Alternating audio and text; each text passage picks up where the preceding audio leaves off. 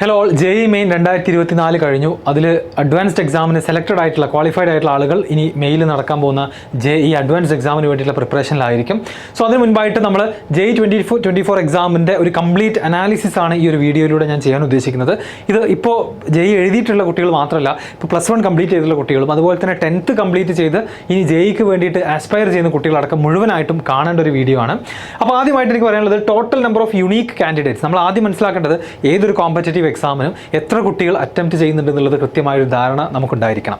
അപ്പോൾ 14 ലാഖിൽ കൂടുതൽ 14 ലക്ഷത്തിൽ കൂടുതൽ കുട്ടികളാണ് ഈ വർഷം JEE മെയിൻ എഴുതിയിട്ടുള്ളത്. കഴിഞ്ഞ വർഷത്തെ കമ്പയർ ചെയ്യുകയാണെന്നുണ്ടെങ്കിൽ ഇത് ഡെഫിനറ്റ്ലി എന്താണ് കൂടുതലാണ്. അതിൽ തന്നെ നമുക്കറിയാം JEE മെയിൻ രണ്ട് സെഷൻസ് ആയിട്ടാണ് കണ്ടക്ട് ചെയ്തിട്ടുണ്ടായിരുന്നത്. ജനുവരിയിൽ 11.7 ലാഖ് കുട്ടികൾ എഴുതിയിട്ടുണ്ടായിരുന്നു. ഏപ്രിലേക്ക് വന്നപ്പം 10.67 ലാഖാണ് എഴുതിയിട്ടുള്ളത്. എന്നാൽ ടോട്ടൽ നമ്മൾ യുണീക്കായിട്ട് ഈ രണ്ട് അറ്റംപ്റ്റിലും കൂടെ യുണീക്കായിട്ട് എഴുതിയ ആളുകളുടെ എണ്ണം നോക്കുകയാണെങ്കിൽ 14 ലക്ഷത്തിൽ കൂടുതൽ കുട്ടികൾ JEE മെയിൻ എഴുതിയിട്ടുണ്ട്. കഴിഞ്ഞ വർഷം അത് അറൗണ്ട് 12 ലക്ഷമായിരുന്നു. 2 ലക്ഷത്തിൽ കൂടുതലുള്ള ഒരു ഇൻക്രീസ് തീർച്ചയായിട്ടും JEE മെയിനിൽ ഉണ്ടായിട്ടുണ്ട്. ഇനി JEE അഡ്വാൻസ് എക്സാമിലേക്കുള്ള കട്ട് ഓഫ് ഒരുപാട് ആളുകൾക്ക് സംശയമാണ്. നമുക്കറിയാം JEE മെയിൻ്റെ റിസൾട്ട് എപ്പോഴും പെർസെൻറ്റേജിലാണ് പബ്ലിഷ് ചെയ്യാറുള്ളത്. പലപ്പോഴും സ്റ്റുഡൻസിനും അതുപോലെ തന്നെ പാരൻസിനും ഒന്നും പെർസെൻറ്റേജിൽ എന്താണെന്നുള്ളത് കൃത്യമായിട്ട് അറിയില്ല. അവർ യൂഷ്വലി അത് പെർസെൻറ്റേജ് ആണ് എന്ന് തെറ്റിദ്ധരിക്കുന്ന ഒരുപാട് ആളുകളുണ്ട്. സോ എന്താണ് പെർസെൻറ്റേജ് എന്ന് അറിയാനുള്ള വീഡിയോ നമ്മുടെ ചാനലിൽ തന്നെ അവൈലബിൾ ആണ്. അതിൻ്റെ ലിങ്ക് ഡിസ്ക്രിപ്ഷനിലും മറ്റും ഞാൻ കൊടുക്കാം. ഓക്കെ, സോ JEE അഡ്വാൻസ് എക്സാമിലേക്ക് പോവുകയാണെന്നുണ്ടെങ്കിൽ നമുക്ക് പറയാൻ പറ്റുന്ന കാര്യം ഇതാണ്.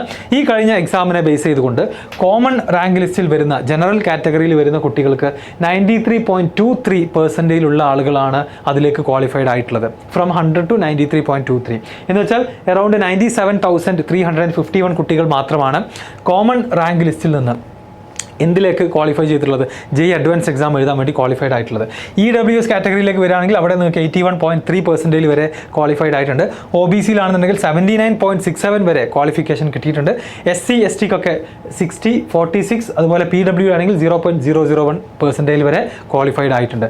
ടോട്ടൽ 2.5 ലക്ഷം കുട്ടികൾ, അതാണ് അതിൻ്റെ കണക്ക്. 2.5 ലാഖ് കുട്ടികൾക്കാണ് JEE മെയിൻ കഴിഞ്ഞിട്ട് IITകളിലേക്കുള്ള JEE അഡ്വാൻസ്ഡ് എക്സാം എഴുതാൻ വേണ്ടിയിട്ട് ക്വാളിഫൈഡ് ആവുക.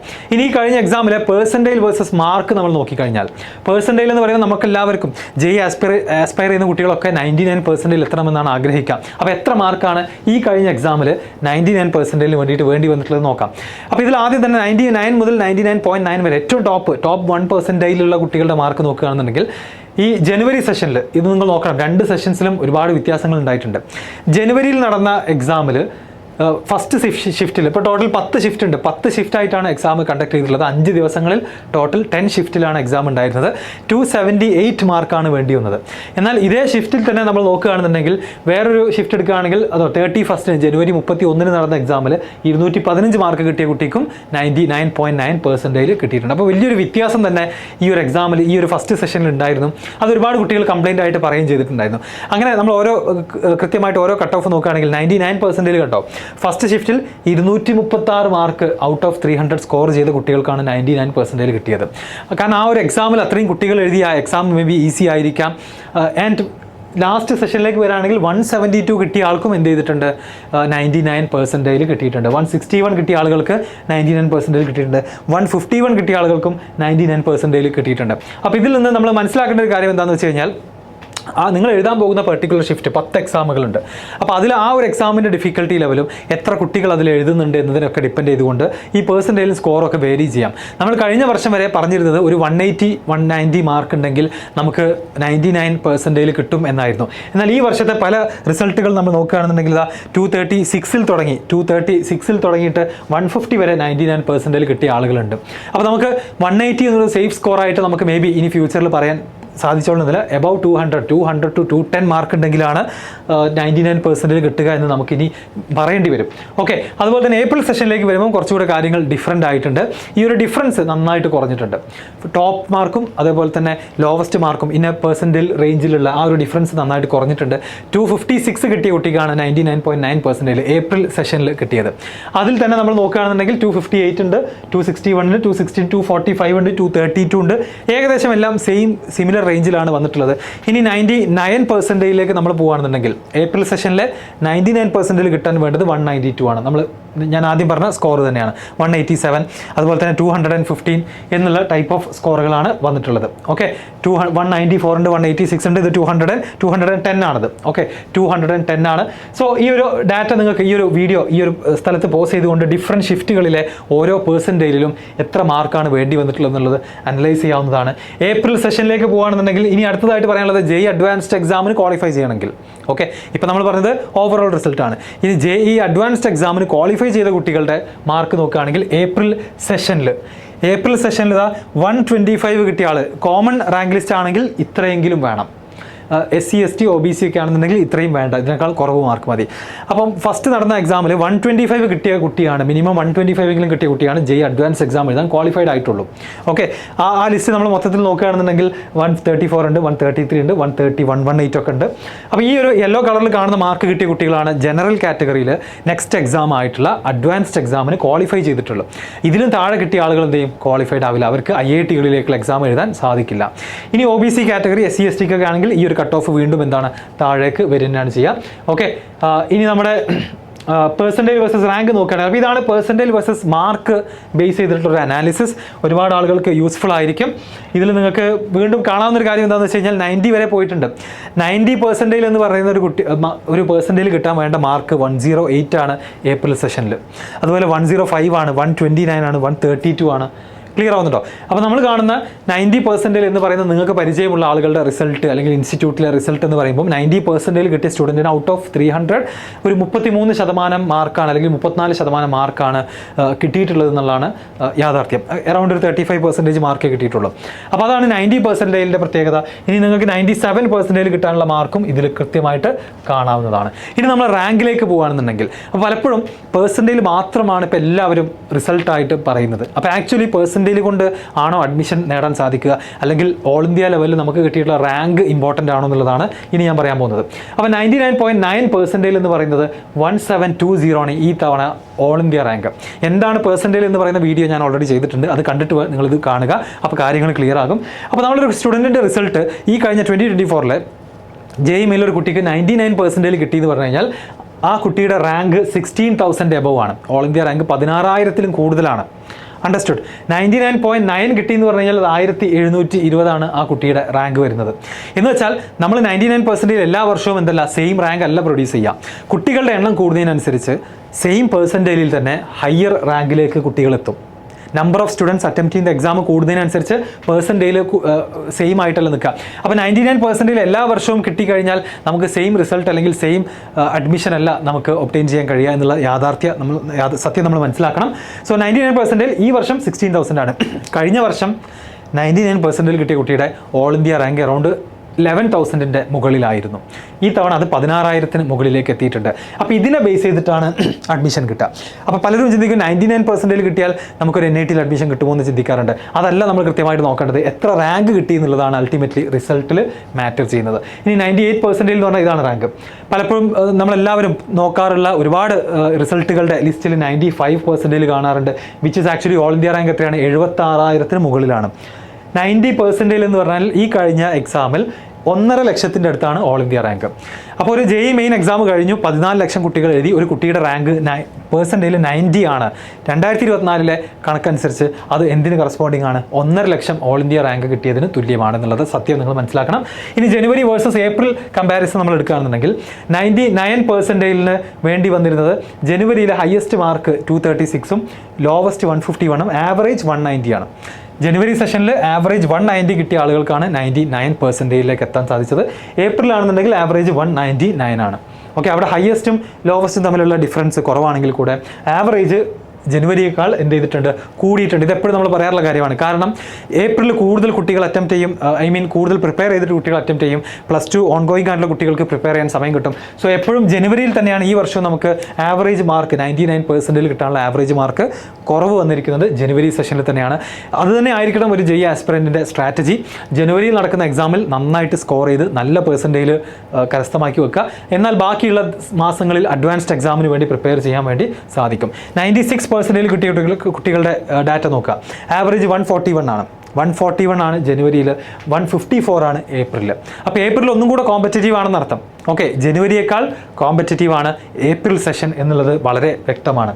ഇനി നമ്മൾ കോമ്പറ്റീഷൻ അനലൈസ് ചെയ്യുകയാണെന്നുണ്ടെങ്കിൽ, ഇപ്പോൾ നമുക്കറിയാം കോമ്പറ്റേറ്റീവ് എക്സാംസിൻ്റെ ഒരു പ്രത്യേകത, കുട്ടികളെല്ലാവരും നീറ്റ് ആവട്ടെ ജെഇ ആവട്ടെ എക്സാം ഈസി ആവാനാണ് പ്രാർത്ഥിക്കാറുള്ളത്. അപ്പോൾ നിങ്ങൾ മനസ്സിലാക്കേണ്ട കാര്യം, എക്സാം ഈസി ആയാലും എക്സാം ഡിഫിക്കൽട്ട് ആയാലൊക്കെ അൾട്ടിമേറ്റ്ലി ഇതൊരു കോമ്പറ്റേറ്റീവ് എക്സാം ആണ്. കാരണം ഇതിൻ്റെ റിസൾട്ടുകൾ അല്ലെങ്കിൽ ഇതിൻ്റെ റിവാർഡ് ലിമിറ്റഡ് ആണ്. ഈ 14 ലക്ഷം കുട്ടികൾക്കും ഒരിക്കലും എന്ത് ചെയ്യാൻ കഴിയില്ല, ഇത്രയും അധികം കുട്ടികൾക്ക് ഗവൺമെൻറ്റിൻ്റെ കയ്യിൽ കൊടുക്കാൻ സീറ്റില്ല. അപ്പോൾ എന്തായാലും എത്ര സീറ്റുകളാണുള്ളത് അത്രയും കുട്ടികളെ മാത്രമേ എക്സാമിൽ സെലക്ട് ചെയ്യുള്ളൂ, ബാക്കി ആളുകളെ എലിമിനേറ്റ് ചെയ്യും. ഇതൊരു ക്വാളിഫയിങ് എക്സാം അല്ല, ഇത് കോമ്പറ്റേറ്റീവ് എക്സാം ആണ്. അതുകൊണ്ട് തന്നെ കുട്ടികളെ എലിമിനേറ്റ് ചെയ്യാൻ വേണ്ടി നടത്തുന്നൊരു പ്രോസസ്സാണെന്ന് നമ്മൾ മനസ്സിലാക്കണം. നമ്പർ ഓഫ് സ്റ്റുഡൻസ് കഴിഞ്ഞ എത്രയും വർഷങ്ങളായിട്ട് എഴുതിയ കുട്ടികളുടെ എണ്ണം നിങ്ങൾ നോക്കുക. 2013 12.8 ലാക്ക് ഉണ്ടായിരുന്നു. പിന്നെ അതിൽ ചെറിയൊരു കുറവ് നമുക്കിത് അവിടെ കാണാം. 2021 2 കുറഞ്ഞിട്ടുണ്ട്. അത് കഴിഞ്ഞ് വീണ്ടും ഇപ്പോൾ ഇൻക്രീസിംഗ് ആണ്. ഇപ്പോൾ ജെഇയുടെ ട്രെൻഡ് നമ്മൾ നോക്കുകയാണെന്നുണ്ടെങ്കിൽ നമ്പർ ഓഫ് സ്റ്റുഡൻസ് ഇൻക്രീസ് ചെയ്തുകൊണ്ടിരിക്കുകയാണ്. എഞ്ചിനീയറിംഗ് ഫീൽഡുകളിലേക്ക് പോകുന്ന കുട്ടികളുടെ എണ്ണം കൂടുതലാണ്. സോ ഈ വർഷം 14 ലക്ഷത്തിൽ കൂടുതൽ കുട്ടികളാണ് 2024 എക്സാം എഴുതിയിട്ടുള്ളത്. ഈ ഒരു കോമ്പറ്റീഷൻ നമ്മൾ കൃത്യമായിട്ട് മനസ്സിലാക്കണം.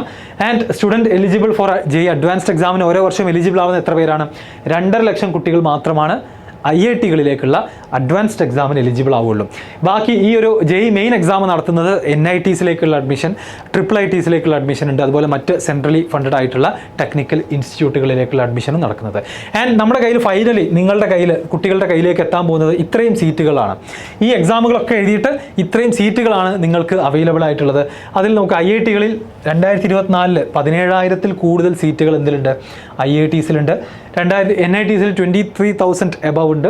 6,000+ സീറ്റുകൾ IIITകളിലുണ്ട്. സോ 47,000+ സീറ്റുകളാണ് പ്രീമിയർ ഇൻസ്റ്റിറ്റ്യൂട്ടുകളിൽ ജെഇ വഴി കുട്ടികൾക്ക് വേണ്ടി കാത്തിരിക്കുന്നത്. ഈ നമ്പറിൽ എല്ലാ വർഷവും കാര്യമായിട്ട് മാറ്റമൊന്നും ഉണ്ടാവുന്നില്ല. 10 വർഷം മുന്നത്തെ കേസ് എടുക്കുകയാണെന്നുണ്ടെങ്കിൽ 27,000 ഉണ്ടായിരുന്നുള്ളൂ. 10 വർഷം കൊണ്ട് അത്യാവശ്യം ചേഞ്ച് ഉണ്ടായിട്ടുണ്ട്. പക്ഷേ ഇയർ ബൈ ഇയർ വലിയൊരു ചേഞ്ച് ഒന്നും ഉണ്ടാവുന്നില്ല.